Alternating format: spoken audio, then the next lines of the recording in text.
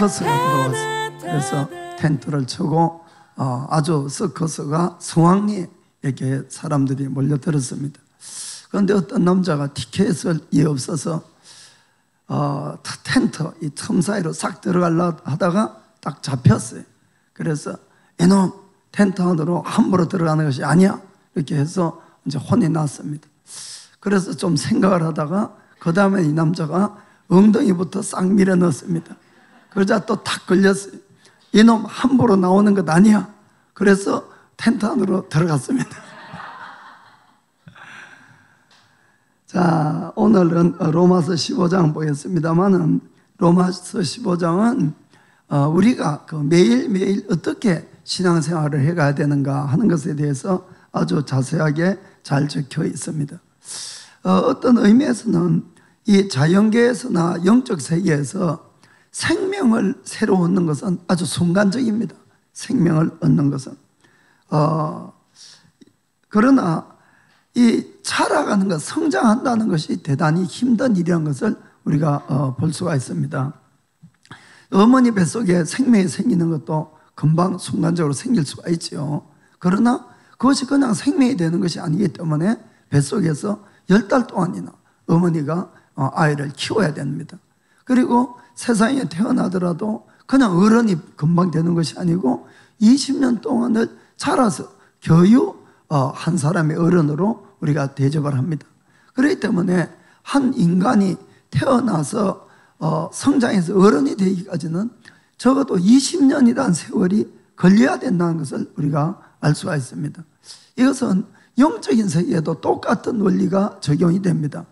우리가 누구라도 내 죄를 하나님 앞에 정말 고백하고 또 회개하고 예수님을 나의 구주로 진정으로 믿으면은 그 사람은 반드시 새로운 생명을 얻게 됩니다.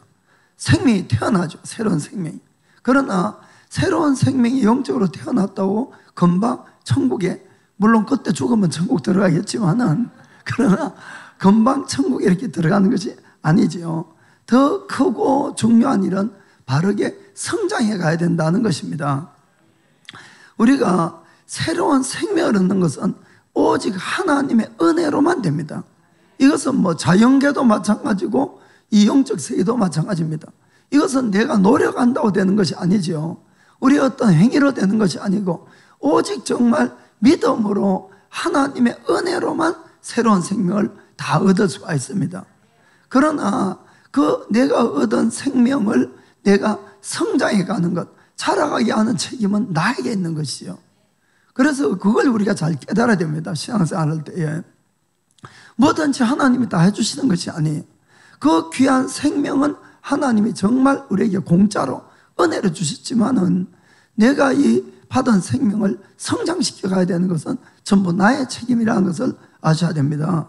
그래서 성경에는 히브리서 5장 12절 보면은 이렇게 되어 있습니다. 때가 오려므로 너희가 마땅히 선생이 될 터인데 너희가 다시 하나님의 말씀의 초보가 무엇인지 누구에게 가르침을 받아야 할 것이니 젖이나 먹고 단단한 식물을 못 먹을 자가 되었도다. 아멘.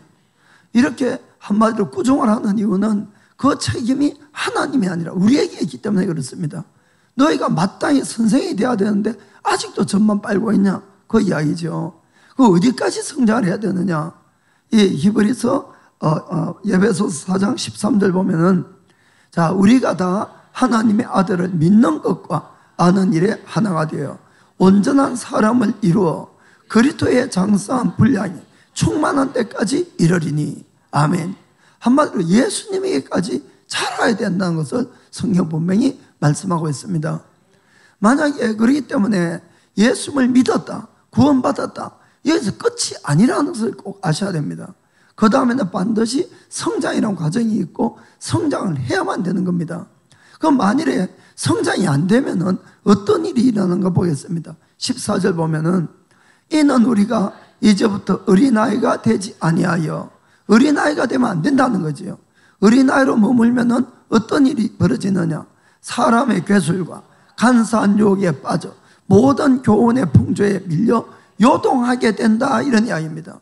그러면은 그 사람은 바른 신앙생활을 할 수도 없을 뿐만 아니고 그 귀하게 받은 영생까지도 잃어버릴 수 있다는 것을 여러분들 꼭 기억을 하셔야 됩니다.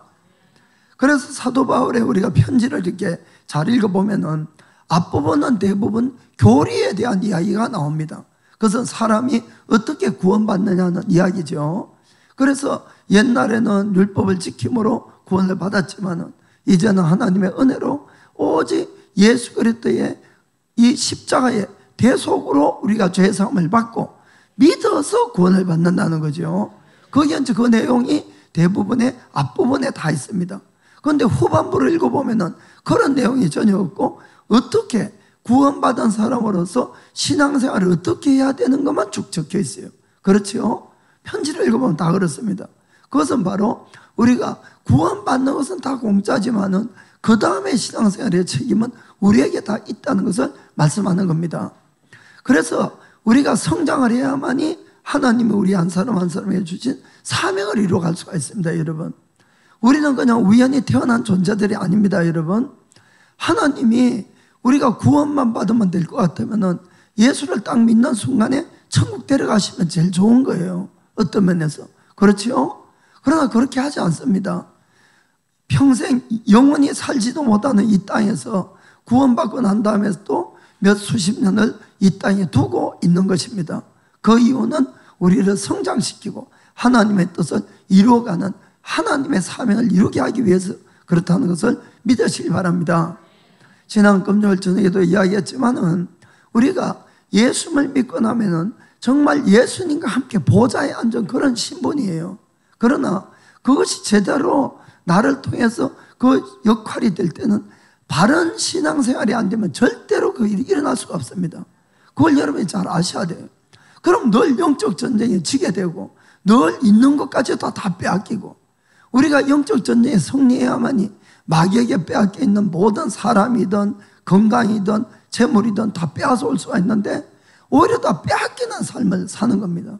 그것은 성장하지 않아서 그런 것이에요. 여러분들이 그 점을 꼭 잘 기억하시길 바랍니다. 그래서 이 마귀는 아주 교묘하게 우리에게 늘 구원에 대해서만 이야기합니다. 구원에 대해서. 성장에 대해서는 절대로 모르게끔 거기에 대해서 깨닫지 못하게끔 이렇게 만드는 거예요. 그래서 늘 시비가 붙어도 이러면 구원을 받는다 못 받는다 늘 거기에 머물러 있게끔 만듭니다. 이 문제는 다음 시간에 좀 하겠습니다. 그런데 그렇게 해서 우리가 성장하지 않는 크리스천들이 너무너무 많은 것입니다. 그렇게 되면은 이 사탄이 우리의 성장을 아주 못하게 만든 이유는 성장하지 않은 크리스천은 절대로 마귀의 이 위협이 될 수가 없어요. 언제나 마귀의 밥입니다. 그리고는 가장 이용하기 쉬운 것이 이 성장하지 않은 크리스천들. 그래서 교회 안에 막 잔뜩 놔두고 그럼 그 사람들 살짝 건들면은 문제는 다 거기서 일어나죠. 그럼 교회가 늘 시끄럽고 우리가 예수 믿으면 하나님의 가족이라 그러는데 아니 친밀한 교제가 있고 서로 도와가고 정말 서로가 서로를 위해서 이렇게 해가는 것이 아니라 그저 반목하게 만들고 시기하고 질투하고 다투게 만들고 팔을 만들고 전부 이것은 우리가 성장되지 못한 그 부분에서 일어나게 된다는 것을 꼭 기억하시길 바랍니다. 그래서 그런 모든 일어나는 것은 하나님이 잘못한 것이 아닙니다, 여러분. 우리가 성장하지 않은 것 때문이라는 것을 그걸 꼭 기억하시길 바랍니다. 그래서 우리가 오늘은 로마서 15장을 통해서 그럼 성숙한 크리스천들, 성장한 크리스천들은 어떤 모습을 하고 있는가에 대해서 우리가 한번 알아보기를 원합니다. 이것은 하나님 말씀이기 때문에 여러분의 마음에 들든 안 들든 상관이 없습니다, 여러분. 저는 이거 전해야 되니까. 그래서 여러분들이 내가 이 목표를 여기에 둬야 되겠다 이렇게 달려가시는 사람만 여러분들이 승리할 줄 믿습니다. 자, 먼저는 우리가 기뻐하면서 신앙이 약한 자들을 도와줘야 됩니다. 자, 로마서 15장 1절 2절 읽겠습니다. 자, 1절. 우리 강한 자가 마땅히 연약한 자의 약점을 담당하고 자기를 기쁘게 하지 아니할 것이라. 2절에 우리 각 사람이 이웃을 기쁘게 하되 선을 이루고 덕을 세우도록 할지니라. 아멘. 1절에 보니까 마땅히 연약한 자의 약점을 담당하라고 되어 있습니다. 자기를 기쁘게 하지 말아라. 강한 자가 해야 될 거다 하는 겁니다. 2절에도 또 이웃을 기쁘게 하고 선을 이루고 덕을 세워라. 그 성경을 이렇게 읽어보면은 늘 좀 불만이 뭔가 하면은 약한 사람 편인 거예요. 늘 약한 사람한테는 좋게 막 이렇게 적혀 있고, 좀 믿음이 있고 좀 강한 사람에게는 늘 힘든 일만 시키고, 좀 그런 인상이 안 듭니까? 그래서 그래 나는 막 약한 자 할 거야 그냥. 그리고는 그냥 도망가려고 하는 그런 경우를 많이 만드는 것을 우리가 좀 이렇게 볼 수가 있습니다. 그런데 성경이 이렇게 요구하는 이유가 있습니다. 그것은 우리만 예수 믿고 힘들게 만들려는 것이 아니고 늘 우리에 앞서서 본을 보이신 분이 계시다는 겁니다. 예수님이 계시는 것이, 예수님이 그 모든 본을 먼저 보이신 겁니다. 그래서 우리에게 요구할 수가 있는 것이에요. 리더는 아무것도 아니고 안 하면서 밑에 있는 셀 가족이 이거 해라 저거 해라 하면 누가 따라하겠습니까? 그렇기 때문에 늘 이 기독교의 리더는 본을 보이는 자들이에요. 그걸 꼭 명심하시길 바랍니다. 그 3절에 보니까 그리스도께서 자기를 기쁘게 하지 아니하셨나니 기록된 바 주를 비방한 자들의 비방이 내게 미쳤나이다 함과 같으니라. 아멘. 주님은 다 우리를 위해서 사셨다는 것을 꼭 기억하시길 바랍니다. 사실 이 편지를 쓴 사도 바울도 말만 그냥 그럴듯하게 하는 그런 분이 아니고 언제나 본을 보이신 분입니다. 그래서 1절 보면 이렇게 되어 있어요. 우리 강한 자가 이렇게 되어 있습니다. 우리 하는 건 이 안에 누가 들어갔어요? 사도 바울도 있다 이 말입니다. 그래서 우리 강한 자가 마땅히 연약한 자를 담당하자. 아멘. 그렇습니다. 그래서 이 기독교는 참 정말 은혜 중에 은혜입니다. 어떠한 죄인이 되었든지 어떻게 살아왔든지 정말 예수님 앞에 내 죄를 회개하고 그 예수님을 나의 구주로 나의 주인으로 믿기만 하면은 정말 새 생명을 주십니다. 그것도 영원한 생명을 주시는 것이에요. 지금까지 모든 죄를 다 사해 주는 것입니다. 완전히 공짜지요, 공짜. 그러나 주님의 뜻이 있고 목적이 있다는 걸 아셔야 됩니다. 그것은 공짜로 구원받은 우리, 하나님이 공짜로 구원시켜주는 대신에 우리를 하나님의 아들 예수님에게까지 자라가게 하는 것이 목적인 거예요. 그 사람들만 천국 갈 줄 믿습니다. 여러분 이걸 정말 잘 깨달아야 됩니다. 그냥 나 예수 믿고 천국 간다가 아니고 성장이란 과정이 반드시 있어야만이 들어가는 겁니다. 그 여러분들이 이걸 잘 아셔야 돼요. 그래서 어디까지 성장시키느냐? 예수님께까지. 예수님은 이 땅에 오셔서 그분을 위해서 산 삶이 아니었습니다. 누구를 위해서입니까? 남을 위해서 십자가를 지는 삶을 살았다 이런 이야기입니다. 그래서 우리가 진정한 크리스천은 뭐냐? 예수 믿고 나서 남을 위해서 십자가를 질 수 있는 사람이 진짜 크리스천이 된다는 겁니다. 여러분들이 세상 축복바라고 교회 오면 잘못 온 거예요. 이거는 저 절에 가든지 저 점장이한테 가든지 거기 가야지 뭐 그런 걸 이야기를 해주지. 교회는 십자가로 지러 와야 되는 겁니다. 여러분 이걸 정말 믿으셔야 돼요. 이걸 못 깨닫게 되면은 평생을 열심히 신앙생활을 해도 여러분들이 이 공중에 대고 정말 헛주묵질하는 거나 똑같다 이런 이야기입니다. 그래서 내가 십자가를 질 수 있는 크리스찬이 되는 사람이 진짜 되는 겁니다.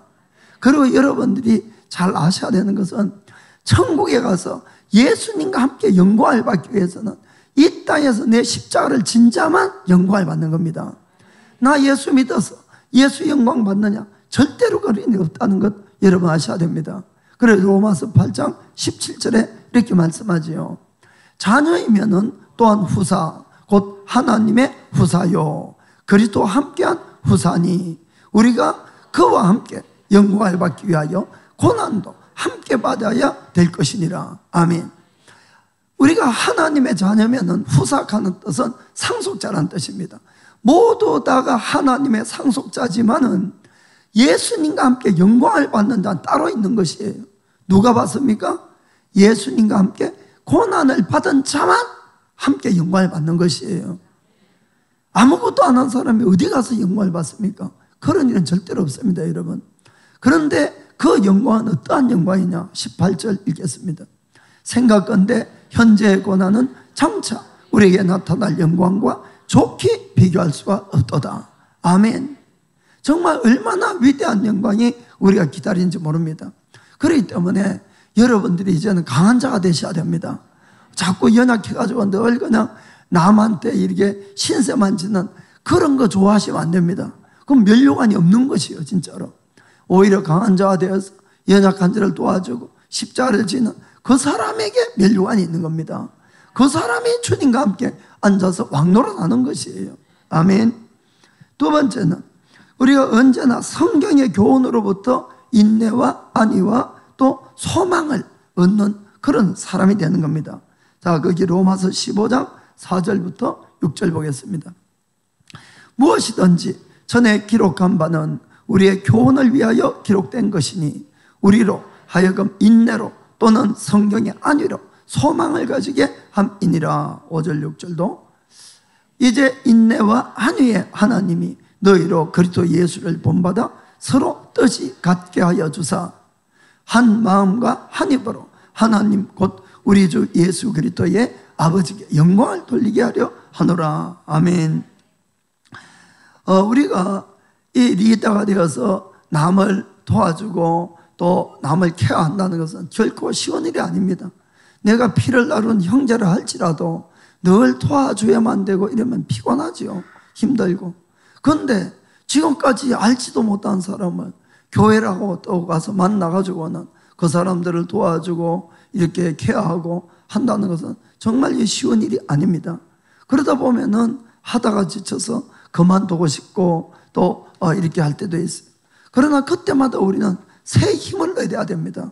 그래서 다시 인내하고 또 안위를 얻고 새로운 소망을 가지고 달려가야 되는데 그 가장 중요한 것의 하나가 바로 이 기록된 하나님의 말씀이라는 것을 여러분 꼭 깨달으셔야 됩니다. 물론 기도하고 말씀입니다만은 정말로 이 말씀을 여러분들이 참 지나셔서 이 말씀을 매일 특별히 묵상하는 그런 분들이 되기를 축복합니다. 그러면은 여러분들이 정말 신기한 것들을 발견하게 돼요. 이 성경은 언제부터 기록됐습니까? 지금부터 3,500년 전부터 기록됐지요. 그렇게 해서 한 2,000년 전까지 이렇게 기록이 된 책입니다. 이미 몇 천 년 전에 기록된 말씀이에요. 그런데 내가 이 말씀을 매일매일 아침에 묵상을 해보면은 신기할 정도로 그날 일어나는 일에 딱 맞는 말씀이 늘 있는 거예요. 이거 정말 너무 놀라운 일이에요. 어떻게 이런 일이 있을 수 있을까? 이 몇 천 년 전에 기록된 이 말씀이 어떻게 오늘 나에게 이 일이 일어날 걸 알고 오늘 그 말씀이 보이는 겁니다. 오늘 경험해 보셨죠? 그리고는 그때마다 그러면은 뭘 선택하라는 뜻입니까? 말씀을 선택하라고 그 뜻입니다. 여러 가지 선택하고 내가 이 흔들리고 어찌해야 될 바를 모를 때 그때마다 이 말씀을 선택하라고 그 말씀을 주신 것이에요. 그래서 이것이 반복이 되면 될수록 놀라운 하나님 발견이 되는 겁니다. 이 말씀이 정말 살아서 움직이는 것이에요. 그리고 나에게 새로운 힘을 주고 인내를 하게 만들고 또 안위도 주고 그리고는 우리가 새로운 소망을 가지고 도전할 수 있게끔 이렇게 만들어주는 겁니다. 그러다 보면은 하나님의 전지하고 전능하심이 너무너무 절실하게 다가오고 말씀이 점점 믿어지는 겁니다.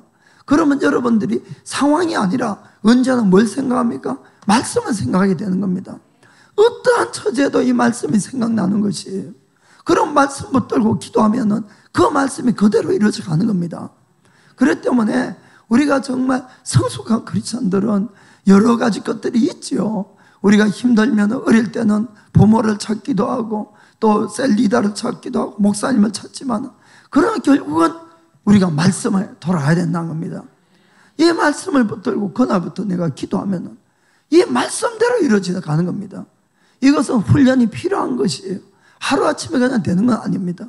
매일같이 내가 말씀을 가까이 하고 말씀을 묵상할 때 이런 변화들이 일어나고 천지가 무너진다 해도 말씀을 더 믿게 되는 겁니다. 참 이게 신기한 것이에요, 여러분.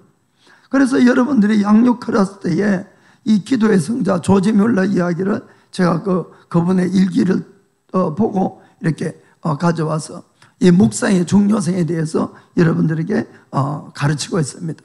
그래서 제가 이제 간단히 소개할게요. 이 조지 뮬러는 독일 사람이지만은 1835년도에 영국 브리스톨에서 이 고아원을 만들었어요. 그 만든 이유도 하나님을 전거하기 위해서 만들었어요. 이분은 그 일기에 그렇게 적혀 있습니다. 자기가 돈이 한 푼도 없는데 고아원을 만들고 이 고아들을 내가 어디에라도 도움을 요청하지 아니하고 오직 기도 하나로 먹어 살린다면은 하나님을 전가할 수 있지 않겠냐. 그래서 시작을 했다고 이렇게 적혀 있습니다. 거기 보면은 참 놀라운 분이에요, 이분은. 그래서 이분은 정말 그 뒤에 기도 하나로 어디에도 도움을 요청하지 않고 35년간을 15만 명 총 그 고아원에서 배출된 사람 15만 명을 먹여 살렸습니다. 이 가장들은 알지만 한 가족 몇 명 안 되는데 그 먹여 살리는 것도 얼마나 힘이 듭니까? 아침부터 밤까지 일을 해야 되는데 기도 하나로 15만 명을 먹여 살린 분이 정말 이분은 참 놀라운 분입니다. 그래서 기도 응답을 5만 번이나 받았다고 자기 이 기록에 해놓고 이렇게 하셨어요. 그래서 이제 조지 뮬러 하면은 기도의 성자 우리가 이렇게 이야기하는데 그 조지 뮬러의 일기책에 이렇게 되어 있어요. 그래서 그분은 기도가 아니라 묵상의 중요성에 대해서 기록을 해놨더라고요. 제가 너무 놀랐어요. 그래서 그거 읽으면서 그래서 제가 이제 읽어드릴게요. 나는 매일 아침 일어나서 해야 되는 가장 중요한 것은 하나님의 말씀을 읽고 말씀을 묵상하는 일이다. 그것이 나의 마음에 위로를 주고 또 힘을 얻게 하고 경고를 주고 또 경계를 주고 가르침을 주는 것을 배우기 위해서이다. 옛날에는 내가 아침에 일어나면 수많은 문제 때문에 금방 될 수 있으면 빨리 기도부터 하려고 시작을 했다. 그러나 때로는 여러 가지 문제 때문에 흔들리는 마음을 진정시키기 위해서 그것 때문에 15분에서 1시간 동안 무릎을 꿇은 채로 아주 힘든 시간들을 보내고 했다. 그러나 지금은 그런 문제 때문에 머리를 아프고 또 고민하는 일은 거의 없어졌다. 그것은 나의 마음이 말씀으로 하나님의 진리로 양육을 받은 후에 내가 하나님과 참된 교제가 이루어지고 있기 때문이다. 우리들은 겉사람들이 음식을 먹어야 된다. 음식을 바르게 잘 섭취하지 않으면 우리의 몸의 기능은 바르게 활동할 수가 없기 때문이다. 그것은 우리의 속사람의 경우에도 마찬가지이다. 그것은 그러면은 이 속사람을 위한 양식은 무엇인가? 그것은 기도가 아니라 하나님의 말씀이다. 또한 그 말씀은 단순하게 하나님의 말씀 읽는 것이 아니다. 읽는 것은 다만 물이 관을 흘러가듯이 내 마음을 그냥 통과해 버릴 뿐이다. 우리는 하나님의 말씀 읽은 내용들을 반드시 묵상을 해서 그 말씀을 묵상한 것을 내 마음에 적용을 해 가야만 된다. 우리가 기도할 때, 즉 하나님과 내가 대화를 할 그때에도 내 속사람이 하나님의 말씀으로 묵상을 통해서 양육을 받은 다음에 가장 효과적으로 좋은 일이 나타나게 된다. 아멘. 그래서 이것은 기도의 성자가 적은 이야기입니다. 그렇기 때문에 정말 우리가 하나님의 말씀에 대한 묵상을 여러분들이 게으르하지 마시고 이 말씀이 결국 살아서 움직이는 겁니다. 예수님이 내가 한 이 말이 곧 영생이고 이 말이 영이라고 이렇게 말씀을 하셨습니다. 아멘. 자, 그다음 세 번째는 오직 성령님의 나타나심과 성령의 능력에 의지하는 그런 사람입니다. 자, 로마서 15장 18절에서 19절 보겠습니다. 그리스도께서 이방인들을 순종케 하기 위하여 나로 말미암아 말과 일이며 표적과 기사의 능력이며 성령의 능력으로 역사하신 것 외에는 내가 감히 말하지 아니하노라. 19절에 이 일로 인하여 내가 예루살렘으로부터 두루 행하여 일루리곤까지 그리스도의 복음을 편만하게 전하였노라. 아멘. 우리가 전도를 하는데 이 바울이 이제 예루살렘에서 저 멀리까지 전도를 해갔는데 눈에 안 보이는 하나님, 눈에 보이지 않는 천국, 그것을 우리가 어떻게 전도를 할 수가 있겠습니까? 이것은 절대로 우리가 사람의 능력 가지고는 전할 수 있는 일이 아니라는 것을 꼭 아셔야 됩니다. 오직 성령의 능력으로 전할 수 있는 것이에요. 죄인으로 깨달는 것도 성령님이 감동을 주셔야 죄인임을 깨닫게 되는 것이고, 또 우리가 기도를 해서 하나님이 살아계신 것을 나타내는 것도 성령님이 하셔야지 그 일을 할 수가 있는 것을 우리가 꼭 깨닫길 바랍니다. 그렇기 때문에 부활하신 예수님께서 제자들에게 나타나셔서 봐라, 사람이 죽어도 그만이 아니고 반드시 부활하니까 너희들이 가서 천국 복음을 전해라, 이렇게 말씀하지 않았어요. 그렇게 전한다고 누가 믿겠냐 하는 이야기입니다. 주님은 이렇게 말씀했지요. 사도행전 1장 8절 같이 읽겠습니다. 오직 성령이 너에게 임하시면 너희가 권능을 받고 예루살렘과 온 유대와 사마리아와 땅끝까지 이르러 내 증인이 되리라 하시니라. 아멘. 성령을 받아야 되는 겁니다. 그 능력을 받아야 되는 것이에요. 그래야지 우리가 진짜 크리스찬들이 되지, 내가 성령도 못 받고 또 내가 성령의 능력을 받지 못하면은 절대로 여러분들이 세상을 못 이깁니다. 마귀도 못 이기고 조그마한 유혹도 못 이기고 그렇기 때문에 성령을 받아야 됩니다.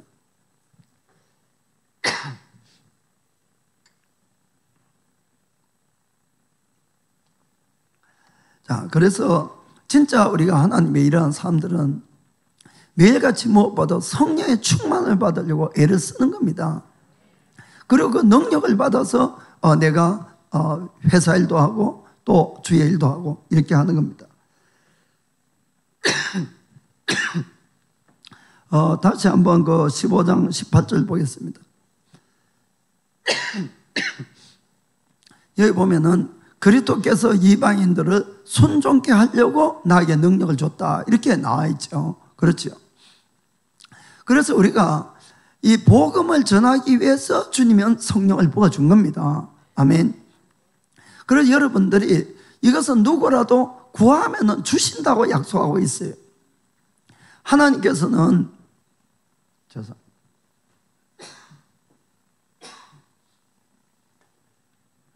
우리의 구원을 위해서 하나님의 아들까지도 우리에게 주셨습니다. 죄송하지만 요거 에어컨 좀 꺼주실래요? 앞에.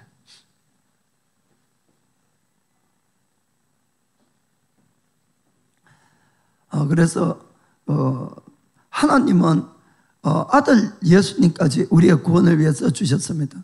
그리고는 너희가 성령을 구하면 주신다고 말씀을 하셨어요. 자, 누가복음 11장 13절 보겠습니다. 자, 너희가 악할지라도 좋은 것을 자식에게 줄 줄 알거든 하물며 너희 천부께서 구하는 자에게 성령을 주시지 않겠느냐 하시니라. 아멘. 여기에 구하는 자에게 성령을 주신다는 것이에요. 그래도 나 성령 못 받았는데. 덜 구해서 그래, 덜 구해서. 그거 더 구하시길 바랍니다. 아멘. 그래서 우리가 성령의 능력을 입지 않고는 어떠한 하나님의 사람이라도 그 하나님의 일을 감당할 수 없다는 것을 여러분 아셔야 됩니다. 사실은 이 사도 바울이 복음을 정말 전 세계를 다니면서 전했다는 거 우리가 잘 알고 있습니다. 그러나 이 바울이 이 그리스의 이제 아덴에 가가지고 그가 아주 실패한 일이 한번 있어요. 그래서 이제 로마서 17장이 나오는데 거기가 보면은 이 아테네는 어떤 곳인가 하면은 모든 그리스 신화가 아테네 중심으로 있잖아요. 그렇죠? 그러니까 우상과 또 철학의 도시가 아테네입니다. 철학의 옛날부터. 옛날에 그 유명한 철학자들 많이 있죠. 아리스토텔레스도 그렇고 소크라테스나 뭐 플라톤이나 전부 그 아테네 출신들이니까. 그래서 이 아테네 갔을 때에 바울도 옛날에 한껏 했잖아요. 머리로. 얼마나 똑똑했습니까? 그러니까 사도행전 17장에 보면은 그 도시에 들어가니까 뭐 우상이 가득한 걸 보고 막 분이 났다고 돼요. 분이. 그리고 매일같이 그 사람들과 만나서 이 말다툼을 한 거예요, 바울이. 그런데 아무리 말다툼을 하고 자기가 뛰어난 지혜를 가지고 이야기를 해도 아무도 안 돌아오는 거예요. 전혀 열매를 맺히지 못했습니다. 아주 이 아테네에서 큰 실패를 하고, 그리고는 고린도로 갔어요. 고린도로. 그래서 고린도에서는 아주 많은 열매를 맺게 되는데, 그때에 사도 바울이 실패를 한 것과 모든 것을 종합해서 하는 이야기가 있습니다. 그 고린도전서 2장 1절부터 한번 읽어볼게요. 자, 3절까지. 형제들아, 내가 너에게 나아가 하나님의 증거를 전할 때에 말과 지혜의 아름다운 것으로 아니하였나니, 내가 너희 중에서 예수 그리스도와 그의 십자가에 못 박힌 것 외에는 아무것도 알지 아니하기로 작정하였음이니라. 아멘. 왜냐하면은 아테네에서 아예 실패해가지고 예수님 외에는, 복음 외에는, 십자가 외에는 아예 전하지 않겠다 작정을 했다, 그 이야기입니다. 3절에 내가 너희 가운데 거할 때에 약하며 두려워하며 심히 떨어노라. 아멘. 그것은 그가 자기의 그 실패 때문에 여기 와서 정말 주님이 역사해달라는 것을 간절하게 기도하는 장면을 이야기하는 겁니다. 그 4절 5절에 내 말과 내 전도함이 지혜에 권하는 말로 하지 아니하고 다만 성령의 나타남과 능력으로 하여 너희 믿음이 사람의 지혜에 있지 아니하고 다만 하나님의 능력에 있게 하려 하였노라. 아멘. 그렇기 때문에 정말 성령님이 임해야만이 그 사람을 참 믿음으로 인도할 수 있는 겁니다. 그냥 사람이 이야기를 해서 그냥 이해는 할지 몰라도 마음으로 믿어지지는 않는다는 것이에요. 여러분들이 그걸 꼭 기억하시길 바랍니다. 그래서 우리 크리스찬들이 꼭 하나 매일같이 힘써야 될 것은 성령 충만을 받는 겁니다. 뭐 딴 일 다 제껴놓고 성령 충만을 받아야만이 그 다음에 모든 일들을 승리할 수 있다는 것을 꼭 기억하시길 바랍니다. 그 다음에는 전도는 언제나 미신자들에게 전도하는 겁니다. 전도는 언제나 미신자들에게 전도해야 된다. 자, 로마서 15장 20절에서 21절. 또 내가 그리스도의 이름을 부르는 곳에는 복음을 전하지 않기로 힘썼노니 이는 남의 터 위에 건축하지 아니하려 함이라.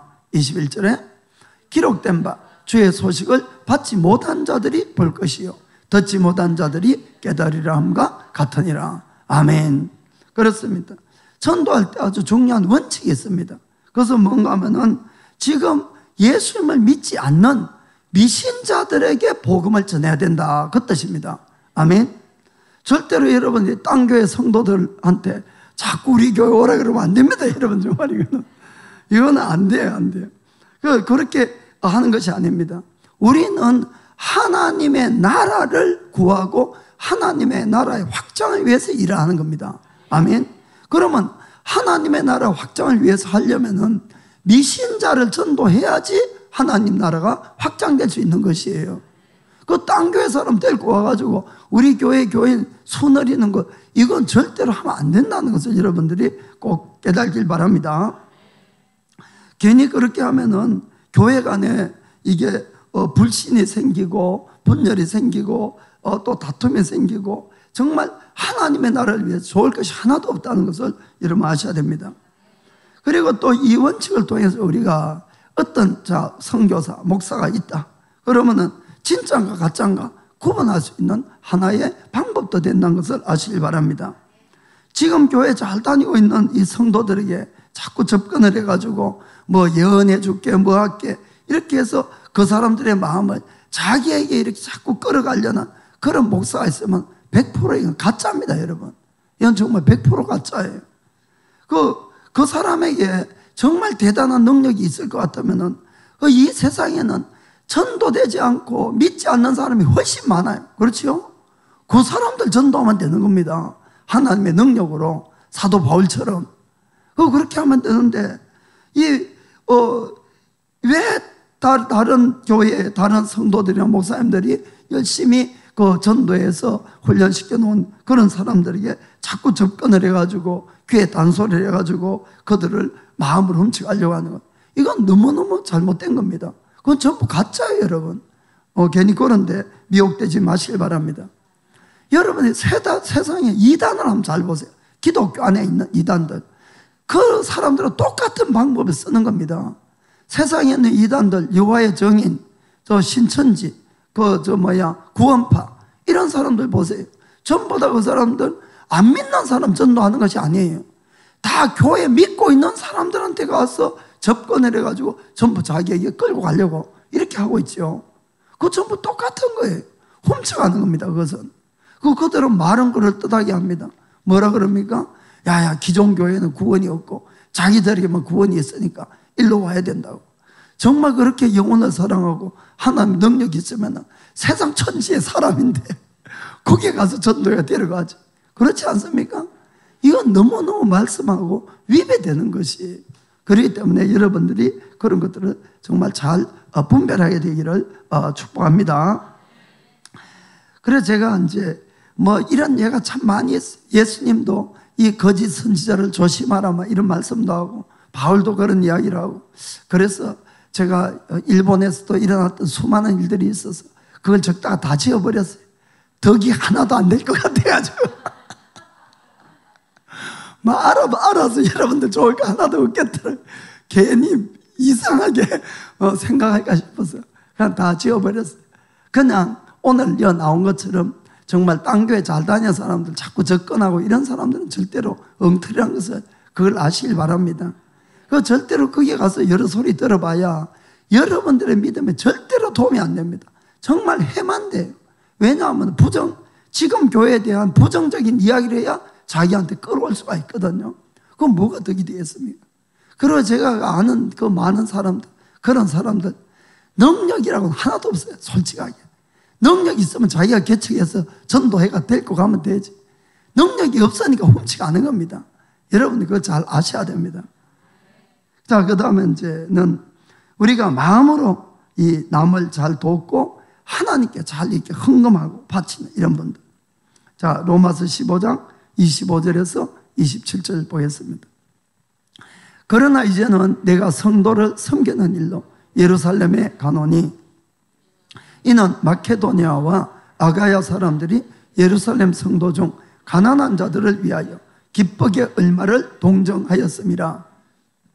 저희는 기뻐서 하였거니와 또한 저희는 그들에게 빚진 자니 만일 이방인들이 그들의 신령한 것을 나눠 가졌으면 육신의 것으로 그들을 섬기는 것이 마땅하니라. 아멘. 이 바울이 가서 이제 전도한 많은 교회들이 있었는데 그 교회들이 예루살렘 교회가 참 어렵다, 가난한 사람이 많다, 그 이야기를 듣고는 자기들이 헌금을 해서 그곳에 이제 보내려고 했습니다. 그것도 이제 기뻐서 그렇게 했다고 이렇게 되어 있죠. 그 바울은 그 일이 너무 귀하고 좋은 일이기 때문에 성경에 이렇게 이제 기록을 해놓은 겁니다. 그런데 또 한 가지는 그것은 당연한 일이란 것입니다. 그것은 뭐냐면은 그들은 영적인 것을 받았기 때문에 물질적인 것으로 갚는 것은 당연하다, 그 이야기를 한 것입니다. 그래서 우리가 이 교회라는 것에 또 헌금에 대해서 잠깐 말씀을 드리겠습니다. 교회가 모든 운영은 여러분들의 자발적인 헌금으로 이렇게 다 이루어지고 있습니다. 그래서 가끔 교회에 와서 헌금을 어디에 쓰실까 이렇게 생각하는 분들이 있을 것 같기도 해서, 그 먼저는 이 사실은 선교나 전도에 이렇게 쓰는 겁니다. 이 헌금을 가지고. 그리고 이제 특별히 여기 보니까 이 가난한 사람을 돕는다 이렇게 되어 있어요. 그리고 그것은 옛날이나 또 지금도 이 개발도상국이나 이런 나라에서는 참 가난한 사람이 많이 있습니다. 그런 분들에게는 이웃을 돕고 교회가 베풀고 이런 일을 통해서 정말 하나님의 사랑을 실천할 수가 있고 또 복음을 전거할 수 있는 좋은 이 방법이 됩니다. 그것으로 많은 사람을 구원시킬 수가 있지요. 그러나 이제 일본이나 선진국이나 이렇게 그런 복지에 대한 것들이 잘 되어 있는 나라에서는 우리는 그 헌금들을 먼저 선교에 대해서 이렇게 쓸 수 있는 것을 여러분들이 기억하시길 바랍니다. 그러니까 이제 저희 같으면은 주님께서 또 말씀도 있고 해서 월요일마다 이 호물에서 예배를 지금 드리고 있는데 올해 벌써 이제 19년째 그 일을 하고 있습니다. 참 제가 생각해도 대단하네요. 우리가 대단한 것이 아니라 하나님이 대단하다 이 말씀입니다. 계속 할 수 있도록 이렇게 만들어 주신 거니까. 그래서 그 일을 통해서 정말 실제로 그 오시는 분들 중에서 예수님을 영접하고 세례받은 사람만 한 130명 정도 됩니다. 그 의료 예배에서 오시는 분들만. 그 참 귀한 사역이 되었습니다. 그리고 이제 또 한 가지는 이 영의 양식을 주는 분들을 위해서 그 헌금은 쓰여지는 겁니다. 한마디로 교역자들을 위해서. 사도 바울은 아까 이렇게 이야기를 했죠. 그들이 영적인 것을 받았기 때문에 물질적인 것으로 갚아주는 것은 당연하다 이렇게 되어 있습니다. 고 했습니다. 그리고 고린도전서 9장 13절 14절도 보겠습니다. 성전의 일을 하는 이들은 성전에서 나는 것을 먹으며 제단을 모시는 이들은 제단과 함께 나누는 것을 너희가 알지 못하느냐. 14절에 이와 같이 주께서도 복음 전하는 자들이 복음으로 말미암아 살리라 명하셨느니라. 아멘. 예수님이 직접 복음 전하는 자는 복음으로 살리라 이렇게 말씀했다는 겁니다. 물론 어떤 경우는 사례를 안 받는 경우도 있고 하지만은 그거는 그 목회자의 방침이지 성도들은 헌금을 당연히 하셔야 된다는 것을 꼭 여러분들이 기억하시길 바랍니다. 그런데 이제 어떤 분들이 나는 교회에서 별로 도움도 받지도 않고 헌금하기도 싫다고. 그리고 나는 또 어떤 사람은 아이고 내 교회 헌금만 하고 싶죠. 나는 저 목사님한테는 헌금하기 싫어. 이런 분들도 있을 수도 있겠죠. 그런데 여러분 한번 생각해 봅시다. 신앙생활이라는 것은 절대로 여러분 혼자서 잘할 것 같아도 혼자서 못합니다. 여러분 정말 이거는 그래도 끌어당기는 데가 있어야지 할 수가 있어요. 이건 틀림없는 진리입니다. 정말 혼자 열심히 잘할 것 같아도 늘 그냥 3일간 하다 그만두고 전부 그렇잖아요. 답은. 그러니까 주위에서 교회라는 것이 서로 부딪히고 힘들고 어려워도 교회라는 것이 있어야만이 그곳에서 우리가 지금까지 있는 믿음을 가지기도 하고 또 우리가 하나님에 대한 예배도 계속 지켜갈 수도 있는 거고 또 신앙이 성장해 갈 수도 있다는 것을 꼭 기억하시길 바랍니다. 그래 만약에 이 세상에 교회가 없어졌다 한번 생각해 보세요. 그럼 혼자 다들 신앙생활 해야 되는데 물론 할 수 있는 사람도 있어요. 혼자서도. 그러나 대부분의 사람들은 지금 있는 믿음조차도 다 잃어버리고 좁은 길은커녕 더 넓은 길로 다 갈 것 같고 전부 그렇지 않겠습니까? 하나님에 대한 예배든 조차도 제대로 드리겠습니까? 그거 안 되는 거예요. 혼자서. 그래서 주님이 부족하고 불완전하지만은 교회라는 것을 만들어 주시고 그래도 교회가 있어야만이 우리의 신앙생활이 유지가 되고 또 거기서 신앙이 더 살아난다는 것도 꼭 믿으시길 바랍니다. 그래서 귀한 것이요. 다 서로 부족하지만은. 그리고 특별히 여러분 인생을 살다 보면은 절망적인 문제에 부딪힐 때가 있습니다. 절망적인 문제나 절망적인 질병이나 불행이 닥쳤을 때 그래도 나에게 가장 힘이 되고 의지가 되는 것은 교회밖에 없어요. 여러분 또 나이 들어보세요. 갈 데 어디 있는지. 정말 그렇습니다. 정말 나이가 들면 갈 데도 없어요. 자기는 갈 데 있을지 몰라도 오라는 데가 없지. 그 교회는 언제 가도 오케이. 정말 교회는 언제 가도 누구라도 오라는 데가 교회밖에 더 있습니까 사실은. 그렇기 때문에 정말 여러분들이 교회를 사랑하고 또 교회를 잘 지켜가야 됩니다. 그래서 우리가 교회에서는 우리가 영적으로 섬기는 분들 또 물질로 섬기는 분들 다 서로 귀한 겁니다. 그래서 서로 감사를 가지고 주고 감사를 가지고 받고 이렇게 해야 될 줄 믿습니다. 그 다음에 우리가 헌금은 성도들의 이 양육 훈련을 위해서도 계속 투자를 해 가야 되는 겁니다. 사실 저희 교회가 이제 컨퍼런스나 어디 그 아우트리치 나가면 조금씩은 도와줘요. 왜냐하면은 자꾸 많이 참가하라고. 그래야만 성장을 하니까. 이해가 됩니까? 그래서 왜 그런 데 쓰냐고 그러지 말고 여러분도 같이 동참해 주시기 바랍니다. 같이 가시면 돼, 같이 가시면. 그런데 그런 데 쓰셔야 되는 거예요, 그런데. 그래야지 성장을 할 수가 있는 것이에요. 늘 우물안 깨구리처럼 막 가와사키만 앉아가지고 그리고는 막 그냥 좁가만한 늘 입이 이렇게 나와가지고 그러지 마시고, 세상은 넓고 할 일이 많습니다, 여러분. 그래서 좀 많이 돌아다녀야 돼요. 그래서 참 필리핀 같은데, 인도 같은 데 가면 눈물이 그냥 나요, 여러분. 1960년 초 50년대 한국 생각이 얼마나 나은지 모릅니다. 그래서 여러분들이 이렇게 해서 내가 자라가야 되는 겁니다. 그리고 이제 교회는 또 건물이 있지요. 물론 건물이 교회는 아닙니다. 그 교회는 믿는 우리들이 교회지만은, 그리고 건물이 없으면은 어디서 예배드리고 양육하고 훈련하고 또 전도하고 그거 힘들잖아요. 그렇기 때문에 건물이 있는 것도 너무나 감사하고, 그래서 이제 이런 것들을 유지하고 관리하고 뭐 이런 데 다 사용을 하는 겁니다. 그래서 이제 이런 헌금이 쓰여지는 것들을 잘 이해하고 그것을 내가 기쁘게 이렇게 드리는 사람들이 바로 성장된, 하나님이 원하는 그런 성장된 사람이라는 것을 깨닫길 바랍니다. 그럼 마지막으로 참 중요한 것이 있습니다. 남을 위해서 중보 기도를 할 수 있는 사람이 되어야 됩니다.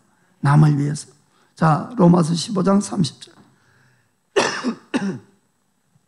자, 형제들아, 내가 우리 주 예수 그리스도로 말미암아 성령의 사랑으로 말미암아 너희를 권하노니 너희 기도에 나와 힘을 같이하여 나를 위하여 하나님께 기도해달라. 아멘. 이 사도 바울조차도 그렇게 위대한 하나님의 사람도 자기 위해서 기도를 해달라는 겁니다. 그런데 내가 너희들을 권하노니 너희 기도에 나와 힘을 같이해서, 일본어 성경에는 찌까라고 찌꾸시 때 힘을 다해서 기도해달라고 이렇게 표현하고 있는 겁니다. 하나님께 기도해달라는 겁니다. 그래서 서로 우리는 기도로 하나가 되고 중보자가 서로 돼줘야 되는 겁니다. 그 무슨 기도를 부탁했는가 하면은 31절에 나로 유대에 순종치 아니하는 자들에게서 구원을 받게 하고 또 예루살렘에 대한 나의 섬기는 일을 성도들이 받음직하게 하고. 아멘. 바울에게도 그렇게 참 훌륭한 바울이지만은 반대자가 있어서 늘 힘든 인생을 살아갔습니다. 그래서 그것에서 구원을 받고 또 예루살렘에서의 사역이 잘 성공적으로 마치고, 또 하나는 32절에 나로 하나님의 뜻을 쫓아 기쁨으로 너희에게 나아가 너희와 함께 편히 쉬게 하라. 너희 가는 것은 로마 사람들입니다. 그래서 자기가 예루살렘에 가는데 거기에서부터 그럼 이 편지를 어디서 썼느냐 하는 이야기가 나오겠죠. 그건 다음 시간에 합시다. 또 길어지니까. 그래, 아무튼 간에 이 고린도 지방에서 사실 이 편지를. 그래서 거기에서 마치고 이제는 예루살렘으로 돌아가서 다시 로마까지 가는 것을 이야기를 한 겁니다. 그래서 그런 여정들을 기도해달라고 이렇게 이야기한 것이죠. 우리 크리스찬들에게 참 중요한 것, 내가 정말 성숙한 크리스찬인가 하는 것의 증거의 하나가 바로 중보기도입니다. 중보기도. 사람은 누구라도 자기나 자기 가족에게 아주 힘들고 어려운 일이 생기면은 기도하게 되어 있어요. 그것은 당연하게 기도합니다.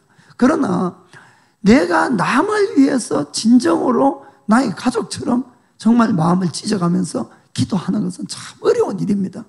이게 주님의 마음이 와야 돼요, 사실은. 기도하고 싶다고 되는 것도 아닙니다, 기도도.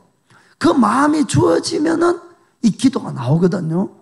그러니까 그것도 훈련을 해가고 남을 위해서 자꾸 기도하는 것이 진짜가 돼가면은 그런 마음이 자꾸 부어집니다, 우리 속에. 그래서 이게 정말 참된 크리스찬이 된 증거의 하나라는 것을 아시길 바랍니다. 그리고 중보기도자가 그래서 하나님의 마음에 합한 자들이에요. 따지고 보면 남을 위해 사니까, 남을 위해 마음을 찢어 기도하니까. 그 주님은 이 진짜로 중보기도하는 사람들의 기도를 정말 잘 들어주십니다.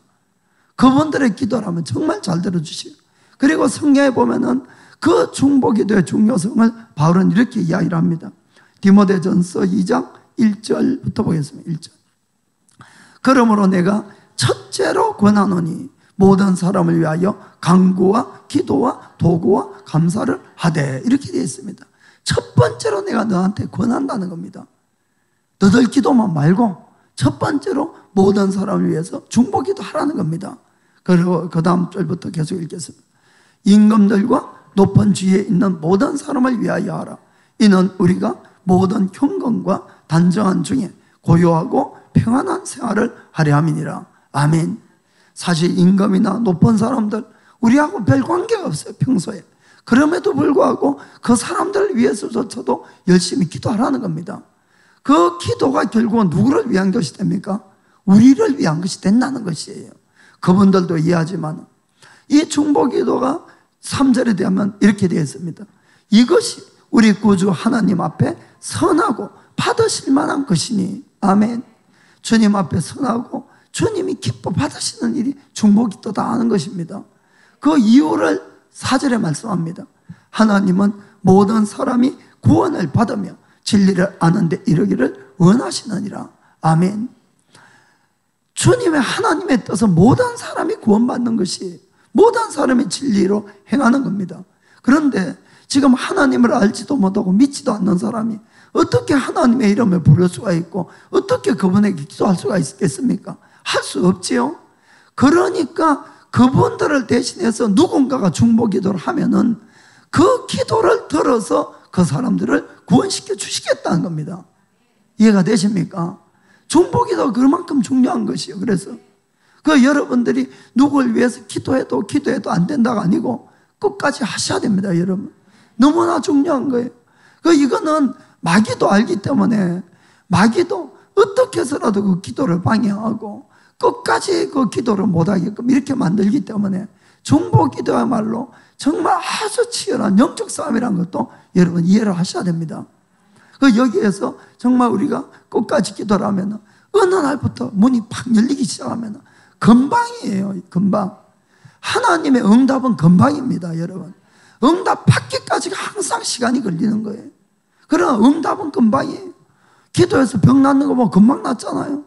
그러나 그때까지가 시간이 걸릴 수가 있는 거예요. 구원받는 것도 정말 열심히 기도해서 어느 날 마음 팍 문을 탁 열면 금방 구원받는 것이에요. 그래서 우리가 이 꼭 남을 위해서 중보기도 하셔야 됩니다.